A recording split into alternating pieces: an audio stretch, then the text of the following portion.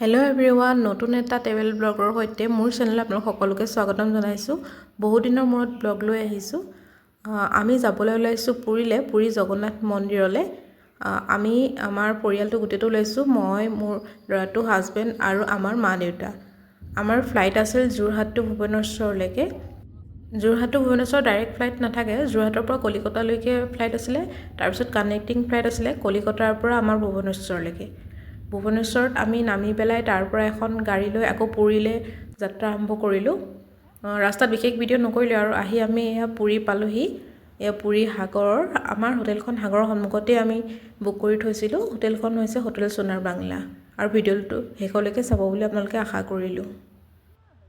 Hello' everyone, good morning from Puri. এয়া আমি এতিয়া পুৰীত আছোঁহি, এয়া সন্মুখত পুৰী বিচ। আমি যোৱাকালি আহিলোঁ। যোৱাকালি আহি ভিডিঅ' কৰিব নহয়, ৰাতি পাওঁতে দেৰি হ'ল যথেষ্ট, 8-9 বাজিলে। এতিয়া ৰাতিপুৱা শুই উঠি ভিডিঅ' কৰিছোঁ। এইখন সাগৰখন। ৰাতিপুৱা শুই উঠাৰ পিছত অলপ সাগৰৰ পাৰলৈ বুলি ওলাই আহিলোঁ। মই আৰু মোৰ মানুহজন আৰু অকণমানিটো ওলাই আহিলোঁ অকণমান।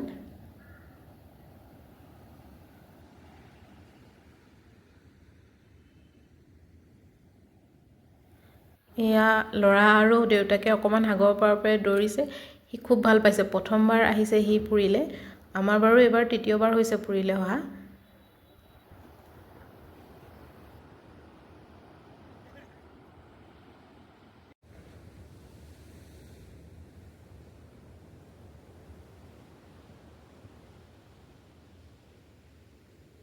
সাগৰৰ পাৰে পাৰে অলপ সময় ফুৰি পেলাই আমি আকৌ হোটেললৈ আহি পেলাই ব্ৰেকফাষ্ট কৰিলোঁ, গা ধুলোঁ। তাৰপিছত আকৌ মা দেউতাক লৈ পেলাই সাগৰৰ পাৰলৈ অলপমান ওলাই আহিলোঁ। আজি মন্দিৰ দৰ্শন আমি নকৰোঁ, এনেই মন্দিৰৰ ফালে আবেলি এপাক ওলাই যাম বাৰু, মন্দিৰৰ সেই ধ্বজা উত্তোলনটো চাবলৈ। মন্দিৰত যোৱাৰ আগত, পুৰী জগন্নাথ মন্দিৰত যোৱাৰ আগত মানে সাগৰত গাটো ধুই যাব লাগে বুলি কয়। তাকে অকণমান আমি সাগৰলৈকে ওলাই আহিলোঁ সেইকাৰণে। আৰু ইফালে ককাকে আৰু নাতিনীয়েকে বহি আছে, আমি তিনিজন সাগৰত নামি আছোঁহি। আৰু দেউতাকৰ লগত সি সাগৰৰ পাৰে দৌৰি খুব ভাল পাইছে, ৰাতিপুৱাৰ পৰা সেইটো কামেই কৰিছে সি আজি।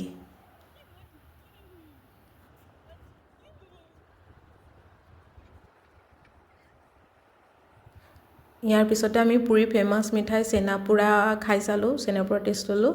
তাৰপিছত আমি আকৌ হোটেললৈ বুলি আহিলোঁ। সেইখন আমাৰ হোটেলখন, সাগৰৰ ঠিক অপজিটতে আমাৰ হোটেলখন আছে, হোটেল সোনাৰ বাংলা।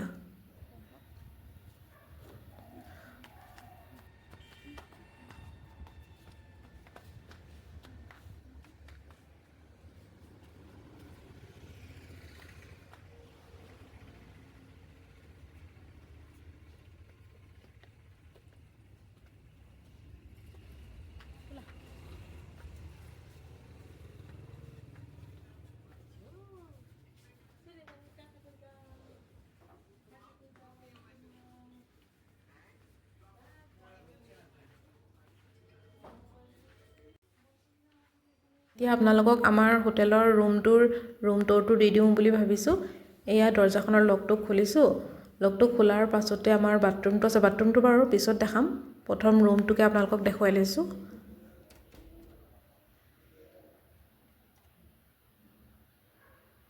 এয়া আমাৰ বেডখন ইফালে আছে, লগতে আপোনাৰ পানী গৰম কৰা কেটলি দিছে, কফি মাগ দুটাও দিছে। তাৰপিছতে কমপ্লিমেণ্টাৰী যিখিনি দিয়ে, কফি, চাহ, গাখীৰ এইবিলাক দিছে আৰু পানী বটল দিছে। ছাইডতে এইটো ৱাৰ্ড্ৰপটো আমাৰ বস্তুৱে ফুল হৈ আছে বাৰু। তাৰ তলত আছে এটা মিনি ৰেফ্ৰিজাৰেটৰ। বৰ্তমান ৰেফ্ৰিজাৰেটৰত একো ৰখা নাই। আৰু এইফালে তলত আছে ট্ৰলি, জোতা এইবিলাক থ'বৰ কাৰণে ঠাই। ইয়াত থৈ দিয়া আছে ট্ৰলি, জোতা। তাৰপিছত এইখন আমাৰ বেডখন,